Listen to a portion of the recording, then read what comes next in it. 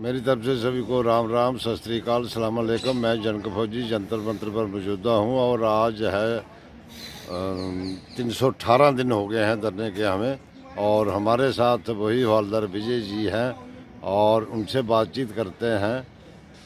विजय sir, Ram Ram. पूर्व सैनिक भाइयों को राम राम।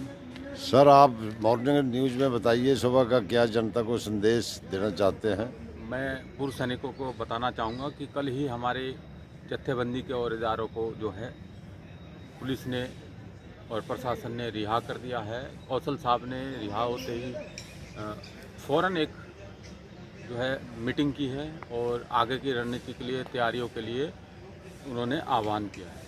और हमारे बनूड़ के ही है ना सर, प्रेम सिंह साहब, हाँ, हमारे बनूड़ के प्रेम सिंह साहब जो हमारे जंतर मंतर पर 4 दिन पहले आके गए थे और उसके बाद वो सीधा रेल रोको आंदोलन में भाग लेने के लिए चले गए थे, उन्हें भी रिहा किया गया है। और किसान जत्थेबंदियों ने इस चीज़ का स्वागत किया है, हम भी स्वागत करते हैं। लेकिन प्रशासन जो है ये सब ठीक नहीं कर रहा। हम तो शांतिपूर्वक तरीके से कोई काम करना चाहते हैं। आगे की रणनीति अब जल्द ही तैयार होगी साथियों, और यही जंतर मंतर के प्रांगण से तैयार होगी। तब तक आप लोग स्वस्थ रहें और अपने स्वास्थ्य का ख्याल रखें। सर्दी बढ़ रही है, अपना शरीर का भी ख्याल रखें। मैं एक बात आपसे कहना चाहूँगा, आपके साथ एक बात रखना चाहूँगा। कौन है ये लोग? कौन है ये लोग जो सुबह सुबह 8 बजे जंतर मंतर पर आ जाते हैं?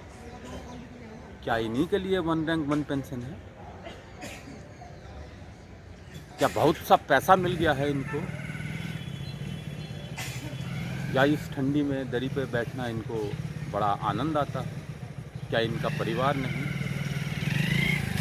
देखिए, हमें हर चीज़ हमारे पास है, लेकिन नहीं है तो क्या नहीं है? अधिकार नहीं है। जो माइक और मंच हमने अपने अधिकारियों से लिया, अब हम उसको छोड़ भी नहीं सकते। हमारे परिवार भी है और पेंशन आ ही रही है। लेकिन ये मसला क्या है? ये मसला है विसंगतियों को दूर करने के लिए। विसंगतियां दूर कब होगी? जब आप बैठेंगे। हम आज यहाँ से चले जाएंगे, कल से सरकार जो है और भी निकम्मी हो जाएगी। आप पूर्व सैनिक जो हैं किस पार्टी को चाहते हैं, किसको नहीं चाहते, उसकी मैं नहीं कहूँगा। देखिए, किसी को चाहना ना चाहना अपना अपना मत, उस विषय में तो कुछ बोल ही नहीं सकते।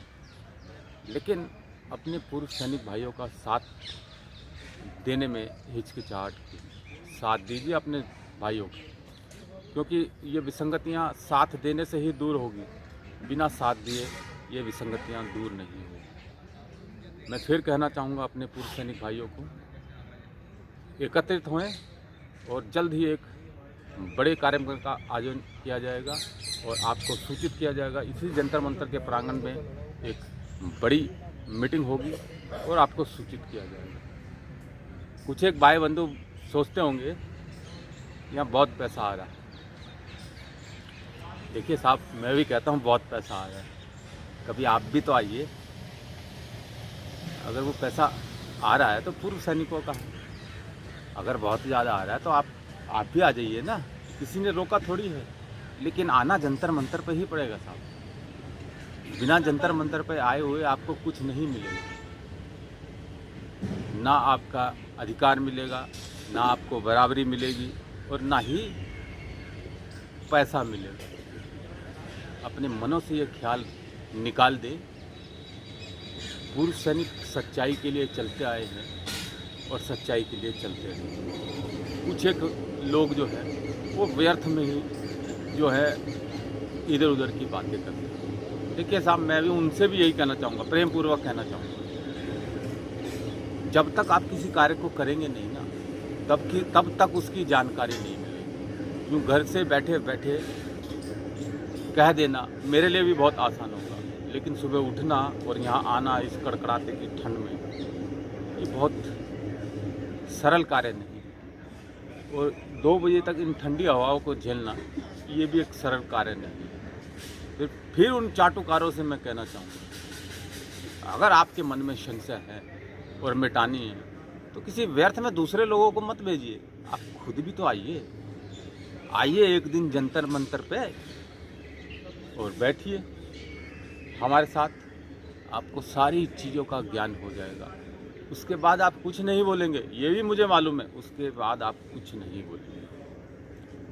फिर एक बार पूर्व सैनिकों को कहना चाहूँगा, तगड़े रहे साहब, जल्द ही एक बड़ा प्रोग्राम होगा और हम सरकार को, प्रशासन को अपने होने का वजूद को दिखाएंगे।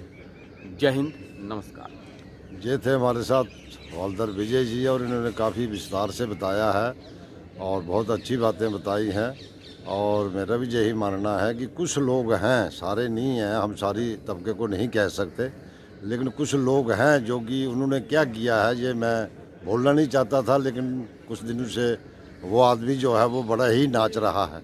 और उस आदमी ने जो है वो क्या किया है, फौज में क्या किया होगा वो आप जान सकते हैं, और जहाँ अगर क्या किया हुआ होगा वो भी आप जान सकते हैं। तो इसलिए मेरा यही कहना कि ऐसे आदमियों से ज़रूर बचें, क्योंकि ऐसे आदमी खुद तो वो कलंक है ही हैं और बाकी वालों को भी कलंकित कर रहे हैं। एक तरफ तो हम अपने बच्चों के लिए जो है वो पैसा छोड़ करके जाना चाहते हैं, क्या करोगे उस पैसे का जब आपके बच्चे की इज्जत नहीं होगी, फौज में भर्ती नहीं होगा, अग्निवीर चला गया है, और अगर भर्ती हो भी गया और अग्निवीर से वो 50% या 25% के कोटे में आ भी गया और उसके बाद उसको अपने हक नहीं मिलेंगे, तो आप क्या कमाई कर रहे हो? उस पैसे का जोड़ने का, आपका कोठियाँ बनाने का उसका कोई फ़ायदा नहीं है। दूसरा वो कहते हैं लोग कि ये करते हैं वो करते हैं, आप आइए पैसा देखिए, और जहाँ हम रह रहे हैं वहाँ देखिए ना गीजर है, मेरे घर में 4 गीजर लगे हुए हैं, लेकिन जहाँ मुझे गर्म पानी भी नहीं मिल रहा है। ठीक है, आप कहते हैं कि क्या है क्या नहीं है, ऐसे मार रहे हैं, फलाना कर रहे हैं। अगर ये आदमी ऐसा सोचते हैं तो उनके गलत दिल में ख्याल है। हम सिर्फ 28 लाख पूर्व सैनिकों के लिए काम कर रहे हैं और 7 लाख जो हमारी विधवा वीर नारियाँ हैं उनके लिए जो है वो काम कर रहे हैं। तो ऐसे आदमी तो क्योंकि उनका जल्दी आदत नहीं जाएगी, क्योंकि वो इसलिए नहीं जाएगी कि उनको बहुत समय से आदत पड़ी है। लगभग मेरे हिसाब से तो 73 के बाद कोई आंदोलन नहीं हुआ है, अगर हुआ है तो वो अफसरों ने ही किया है और अफसरों के ही वो चमचे थे और अफसरों से ही अपना फ़ायदा निकाल करके पतली गली से निकल जाते हैं आप लोगों का दिखावा दिखा करके। लेकिन ऐसा नहीं है, हर आदमी ऐसा नहीं है कि हम हर आदमी को नहीं बोल सकते हैं। बहुत अच्छे आदमी हैं, बहुत अच्छा कार्य कर रहे हो आप, और आइए अपना हक को मनवाइए, मेरा यही मानना है। इसी के साथ जय हिंद, जय भारत।